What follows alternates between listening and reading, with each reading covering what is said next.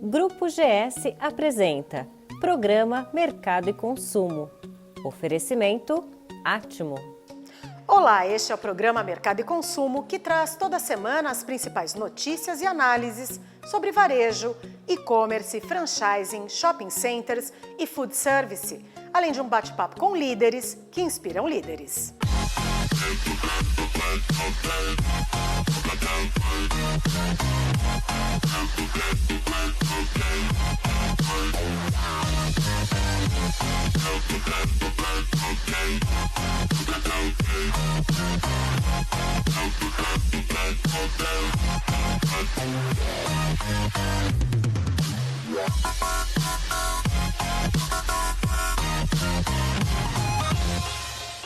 Bem-vindos ao programa Mercado e Consumo.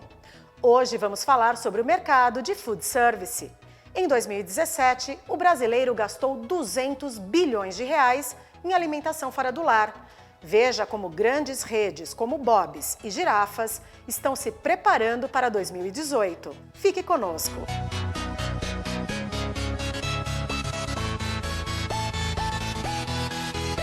E agora conheça como os principais operadores do mercado de food service no país estão se reunindo para fomentar o setor. Marcelo Marins, presidente do IFB, Instituto Food Service Brasil, conta mais sobre a profissionalização do setor.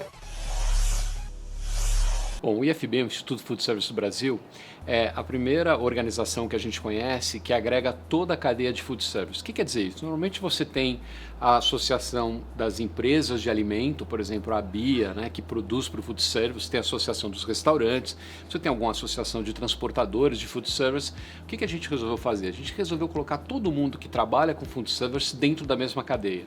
Isso dá uma importância muito maior para o setor. Obviamente você tem uma busca de agenda comum para todo o setor, mas o setor como um todo fica muito forte. Então você tem desde as empresas que produzem, como Coca-Cola, Pepsi, JBS, BRF, Nestlé, Unilever, as grandes produtoras para o food service. Você tem alguns operadores, né, como operadores logísticos, e aí na ponta você tem as grandes cadeias de restaurante, né, seja fast food ou casual dining, como Outback, Burger King, McDonald's, Bob's, Grileto, Subway, Girafas, né, os principais players nesse setor, né, Habib's, os principais players, tanto nacionais como internacionais, que congregam o sistema food service do Brasil.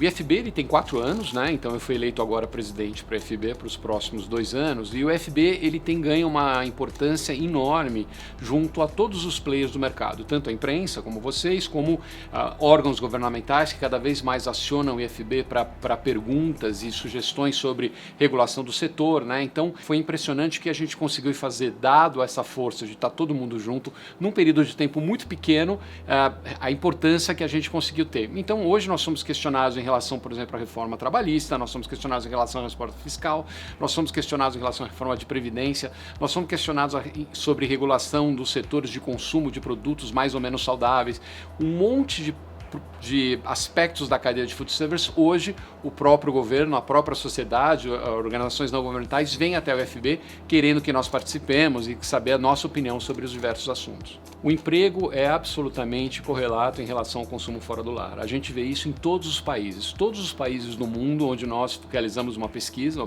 CREST, é uma pesquisa sobre tendências de hábitos de consumo fora do lar, e essa pesquisa mostra, não só no Brasil como em vários países, que o fator predominante para o aumento do consumo fora do lar é o emprego e o salário. Então o desemprego é o nosso pior inimigo, né? Ele vai direto na veia para todo mundo, obviamente, mas é incrível como rapidamente a queda de desemprego já traz um novo consumidor para a gente. Como a tendência agora para o próximo ano é uma queda do desemprego, ainda que o desemprego informal, e esse empregado informal, ele obviamente tem um ticket médio um pouco mais baixo do que o empregado de carteira assinada, mas mesmo assim a gente começa a ver um pouco de reação, e principalmente a questão de otimismo, né, da população, tá? A percepção de as coisas vão estar melhores, o índice de animação, né, do consumidor acaba também gerando um consumo maior. Então a gente está um pouco animado, não super animado, mas um pouco animado mais em 2018 do que a gente estava em 2017. A perspectiva para 2018 é fantástica, né? A gente tem o Foodbiz, que é o nosso portal de informações do food service. Eu aconselho todo mundo que está ligado ao food service, mesmo uma pessoa que faz um brownie em casa, uma comidinha para fora, entrar no portal e saber mais sobre o mercado mercado de food service, informação hoje é a coisa mais importante que você pode ter. O mercado brasileiro ele é muito pulverizado na questão de food service. Enquanto nos Estados Unidos você tem quase 80% do consumo em cadeias, né, ou empresas mais organizadas, aqui você tem 20%. Quer dizer, você tem um trabalho enorme, né? A gente trabalha só nesses 20%.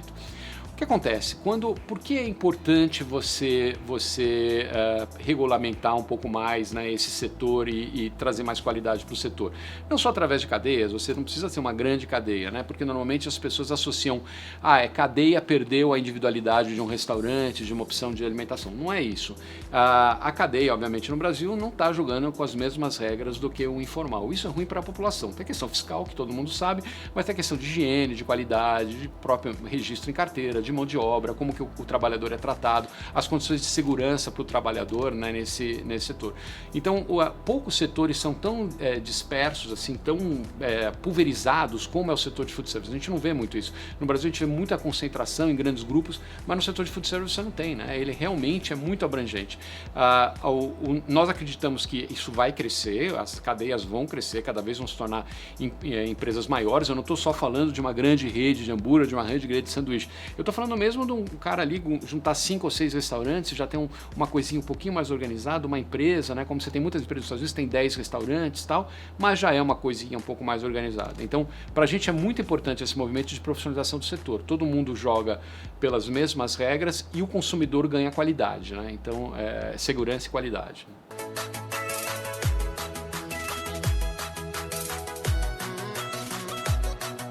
Você teve alguma refeição preparada fora do lar ontem? Esta é a principal pergunta feita pela pesquisa CREST, o maior estudo sobre o segmento food service no Brasil e no mundo. A pesquisa analisa 14 países e realiza 72 mil entrevistas por ano no Brasil e constatou que o mercado brasileiro de alimentação fora do lar ainda tem muito espaço para crescer. Importância do emprego para o tráfego no food service, então esse indicador é o que tem maior correlação com o tráfego de pessoas nos restaurantes. E por isso que ele é tão importante para a gente analisar e entender para onde ele está indo. A gente fechou o ano de 2017 com 12,7% média de desemprego e a previsão da média dos agentes econômicos é ter um desemprego de 11,5% nesse ano de 2018, cai para 11% em 2019, cai para 10,4% em 2020. O ano de 2017 foi um ano de recuperação do food service, tráfego crescendo 2%, momentos de lazer, refeições noturnas e finais de semana que apanharam muito em 2016 por conta do consumidor estar segurando gasto, só fazendo as refeições necessárias fora de casa, ele voltou para as refeições voltadas para lazer, né? Refeições noturnas, finais de semana, grupos e famílias que saíram do food service em 2016 também estão retornando para o consumo fora do lar. E em 2017 as promoções realmente cresceram bastante, elas estão se destacando no food service e depois eu vou falar mais para frente, elas são uma grande oportunidade para todos. Eduardo Bueno, da GS Inteligência, responsável pela pesquisa, comenta alguns destaques. Ainda existem grandes destaques dentro do food service para 2017. O food service está se recuperando, mas existem algumas características do food service que estão mostrando um desempenho fantástico, um desempenho muito positivo. Por exemplo, promoções. Promoções cresceram muito em 2017, cresceram aproximadamente 14%. O consumidor ele está aprendendo a utilizar promoções, ele é adepto de promoções, independente do perfil de consumidor que você olha, que você analisa, o uso de promoções ele está no mesmo patamar para diferentes perfis de consumo. E as promoções elas são importantes porque elas valorizam o ticket médio do consumidor, elas valorizam as transações e permitem que o gasto do consumidor aumente dentro do food service. Só para mostrar o tamanho da oportunidade do delivery dentro do food service, em 2017 o delivery representou 932 milhões de transações, que significa 14 bilhões de reais gastos pelo consumidor no food service só por meio do delivery. 50% do movimento do delivery acontece nas refeições noturnas, ou seja, esse é o tamanho da oportunidade em termos de gasto, esse é o tamanho da oportunidade que o delivery gera em termos de movimento E à noite ela é especial para o delivery, ela representa metade do tráfego do delivery. Ou seja, existem muitas oportunidades a serem desenvolvidas a partir do delivery. E se as promoções e o delivery cresceram tanto em um ano em que a recuperação no food service ainda está em curso, imagine o tamanho dessas oportunidades e tantas outras que vão surgir quando a economia retomar de fato e o food service refletir a recuperação e a retomada da economia de fato. Para Luciane Gomes, gerente de marketing e trade do Girafas, a crise também foi um período de oportunidade de crescimento e desenvolvimento. Ela contou a Mercado e Consumo os planos da rede para 2018. Um aprendizado que nós tivemos com a crise foi de eficiência operacional. Então, na crise, a gente realmente abre a lupa nos processos, na eficiência, né, para não ter desperdício e para ter o menor custo. Então, isso foi uma lição boa e a gente está retomando aí com força total, pegando essas lições da crise no nosso dia a dia. Até utilizando o próprio estudo do IFB, a gente vê que pratos com promoções e ter a promoção do dia são algumas fortalezas, né, que a gente pode utilizar no varejo de food service, né? E a gente faz uso, a gente tem então a nossa dica do Faro, né, que é o nosso embaixador, é o Rodrigo Faro, e isso tem realmente ajudado bastante, inclusive na frequência, né, no retorno do cliente. E a gente tem também promoções de atração. Então tem algumas promoções de prateleira estratégicas que a gente usa em algumas situações pontuais para atrair clientes que efetivamente vão à praça de alimentação, mas ainda não tinham escolhido a nossa marca. Em 2018, a gente continua com a estratégia de ter um embaixador para a marca, além das nossas girafinhas, que são as nossas porta-vozes e ícones da marca, e temos alguns cobrantes durante o ano em períodos específicos, como agora a gente está com Hello Kitty e atuando dentro do modelo de Omnichannel, então com ativações no digital, ativações no ponto de venda, ativações com influenciadores, com a própria imprensa. Então faz parte da nossa estratégia, de fato, trazer marcas para a gente agregar valor aí às entregas e aos produtos. Com relação ao delivery, nós já atuamos há bastante tempo na rede Girafas. Vamos também trazer inovações. A gente já tem um sistema bem avançado que foi customizado e desenvolvido para a rede, para o nosso cardápio, que é um cardápio extenso. Então já estamos de alguma forma avançado e agora a gente vai implantar só realmente talvez inteligência artificial. Já estamos começando a ver os bots. E é um canal importante para a gente e que realmente tem crescido. Hoje nós temos 410 pontos de venda inaugurados. A perspectiva esse ano é abrir entre 40 e 50 unidades.